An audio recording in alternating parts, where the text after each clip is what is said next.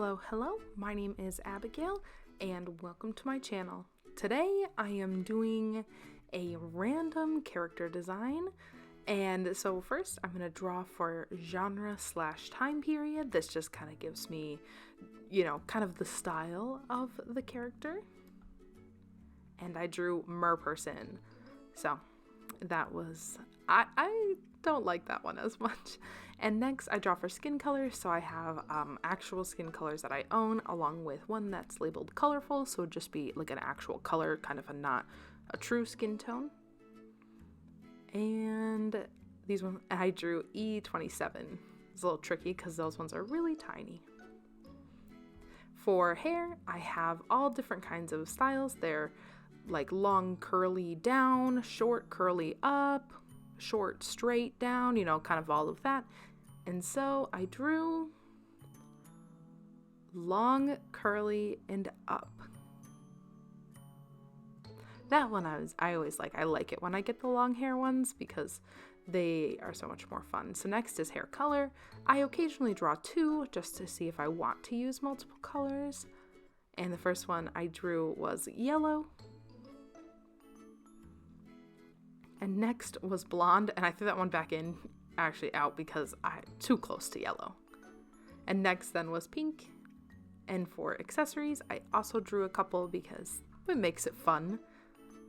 So these have, you can see there, anything from wings, tails, whatever, an assortment of things. And I drew an eye patch, which I've actually gotten in the past as well. And I decided to draw another one because I'm like, eye patch is kind of boring. And I drew a sidekick, which I thought was going to be fun for a merperson. So those are it, and let's get into it. So I start this one with a bit of thumbnailing. I feel like sometimes when I'm drawing mermaids or mermen, merpeople, I feel like I always go with the first pose that I come up with, and sometimes it ends up looking a bit stiff or their tails look a bit awkward.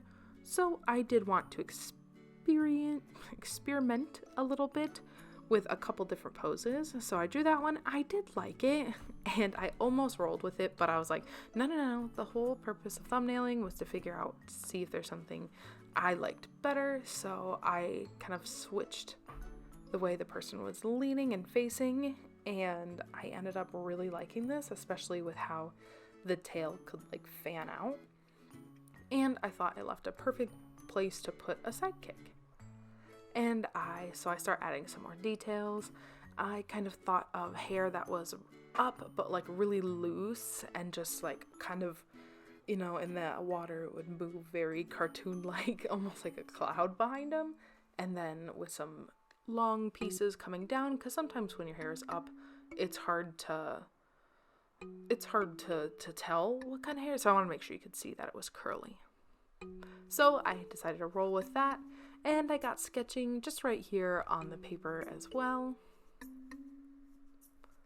Just recreating the figure that I drew on the side in the way that I really like it. So like I said, I had a lot of fun with this one actually. It was kind of silly and a little out there, which is kind of what these are supposed to do.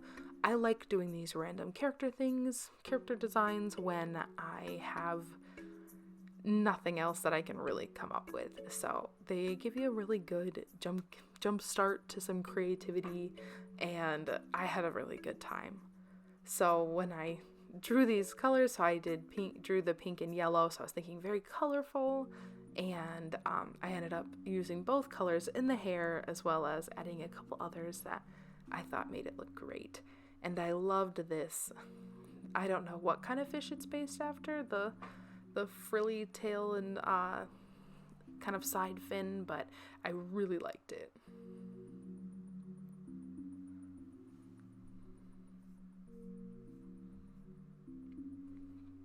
The sketching is one of my favorite parts of the entire process. I like it because you can't really make mistakes, because if you're using an eraser, you can just erase away, and I find it very freeing to just sketch. And especially when I'm kind of character designing, I don't like to be too hard on myself right away. And so there I was experimenting with like a headpiece almost, and I decided against it to just roll with the big hairpiece that I was going with in the sketch.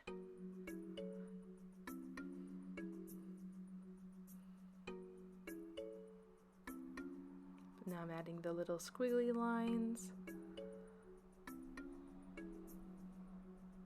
just so you can tell the hair is curly. And I was struggling to decide what I wanted to do. I struggled dressing my mer people. Yeah, I just never know what they would want to wear. So I just ended up putting kind of a plain top on it almost. And I had forgotten at one point too that it actually needed an eye patch. So, yeah.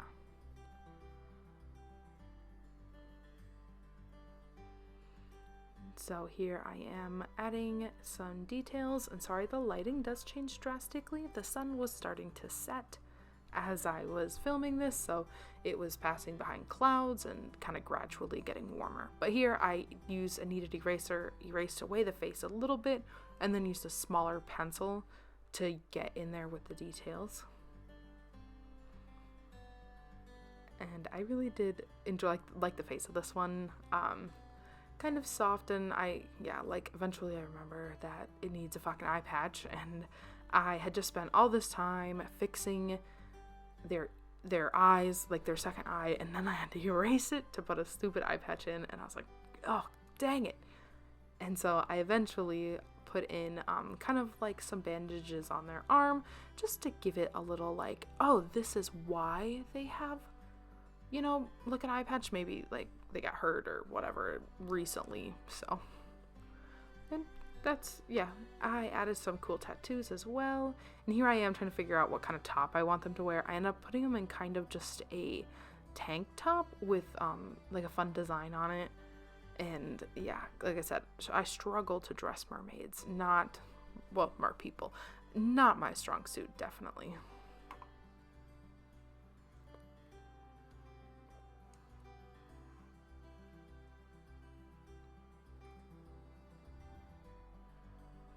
So there I am erasing away the eye. Dang it. So the pencils I use are just, I think I bought them all at Walmart. This one is a zebra one, and then the other one is just a Papermate mechanical pencil. It's like, 0.7 I think, and this zebra one is 0.5 maybe. And then I use a kneaded eraser. You can kind of buy them at any craft store / art store. Mine come from Blick, and then that little green eraser that I use, the brand is Tombow, but the rest of the writing has since rubbed off, but it is also from Blick.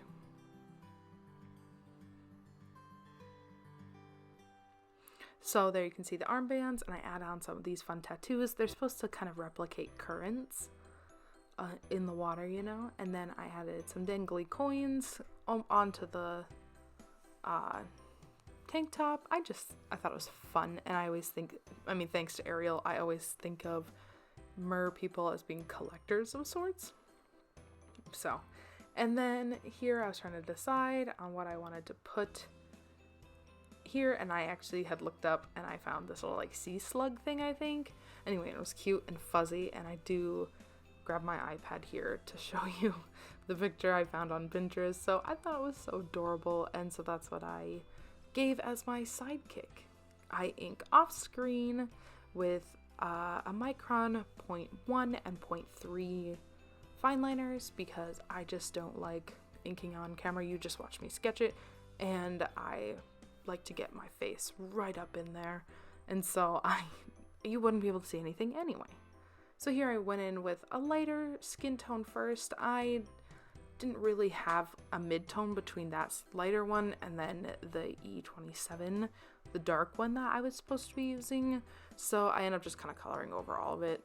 If I had a bit of an in-between, I would have started with that one and gave some lighter parts to like highlights to the cheeks and whatever, but I didn't. So I actually love using this skin tone. I find I like it best with either really light colored hair or really dark, and so it was a little different to use multicolored hair for this, so you can see a bit of my thumbnail there on the side. I wanted to make sure the colors wouldn't look too terrible, and they ended up looking really cute. This kind of reminded me of summer. And back when I was younger and kind of first getting into markers, I had a lot of colorful markers that didn't really match each other. And so I would kind of just color with whatever color I felt like picking up. And that's what I went with, felt like that. I did debate coloring, using that blue for the tattoo to color over their skin tone. Because, you know, kind of how like a real tattoo looks. But I decided it's a mer person and their tattoo can stick out really bright, so. And then I thought of multicolored, like kind of almost cotton candy hair as the colors. So I used the yellow and then I used the pink, hit my both colors, and then I do use a bit of an orange to kind of blend them together. Just to add another layer to it.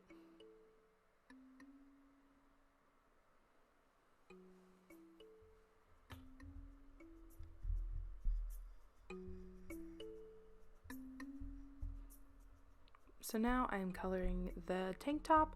Like I said, I just kind of was using, I used this blue. I looked up color schemes for pink and yellow because I'm like, I had no clue. And I came up with a lot of this, the pink, the yellow, the orange, and the blue. So that's kind of what I went with. And like that blue just pops and it just feels very, very sunny and warm.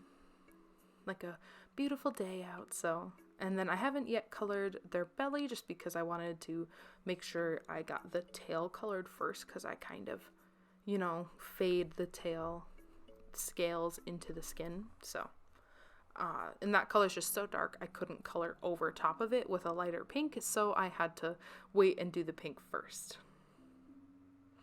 Now, the only thing I didn't do that I wish I did is in the thumbnail, I added blue scales throughout, and I didn't end up doing that, and I actually regret it, and I think I'm going to go back to the finished piece and add it in because I thought it was cute, almost like sprinkles, so. And I did this little gradient. On the other side, I had done not this order of colors, but I was like, well, this makes more sense because when you're blending the pink and the yellow, it makes the orange anyway, so yeah. It was fun. Good time.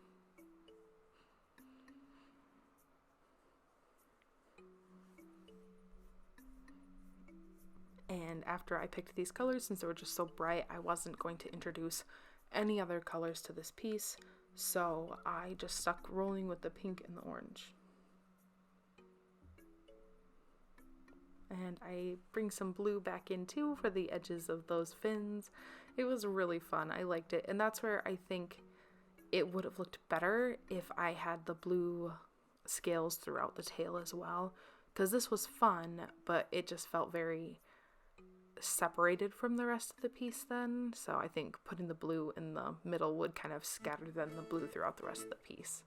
And that would have been better in my opinion. So there I go, coloring the tummy, and I made sure I left some pink scales to kind of see, and I blended a bit with the pink. I do use this light beige tone to color the bandages because I kind of wanted them white, but I wanted a little substance to them.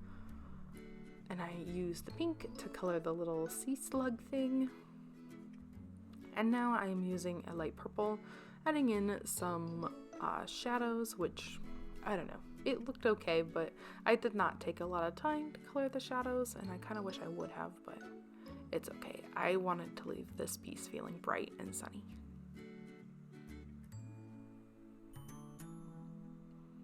I do use this really dark eggplant color to add some shading to the face and the rest of the body a little bit, and I really liked that, though I do like a few shadows because even when I'm trying to leave a piece simple, it just kind of helps with, kind of reading the piece. And I add some lip color, and I color in the little heart, and then I use this purple pencil to kind of brighten up that shadow a bit because that really dulled it out, and add a bit of texture here to the tail.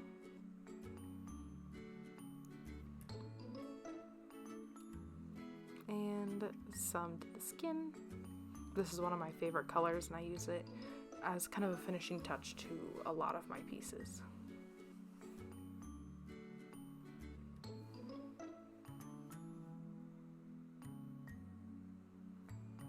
And then I bust out the good old handy dandy white jelly roll gel pen and add my favorite white highlights. So I add quite a bit to the face and the eye and the hair. I add some to the tail and some to, yeah. I had forgotten to shade the little top at all, so I do a little bit of that in there as well because it just was the only thing not shaded at all. So, and I go back and add some highlights in.